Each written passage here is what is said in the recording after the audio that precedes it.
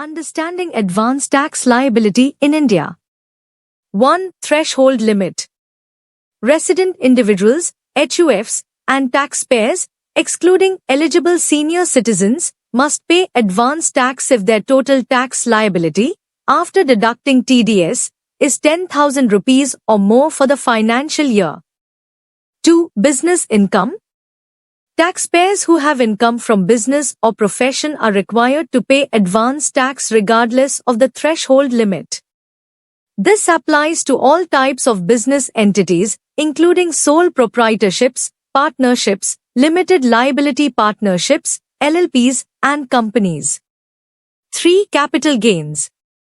Taxpayers who have significant capital gains, such as from the sale of property, stocks, or other capital assets, may also be liable to pay advance tax if the total tax liability on such gains exceeds the threshold limit.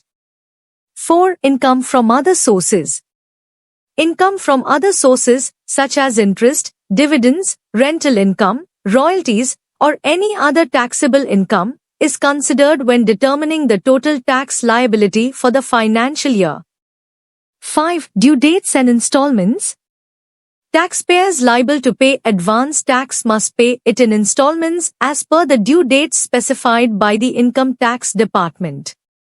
These due dates are typically spread across the financial year, with quarterly deadlines. 6. Senior citizens. Senior citizens, individuals aged 60 years or above, who do not have income from business or profession are exempt from the requirement of paying advance tax, irrespective of the amount of tax liability.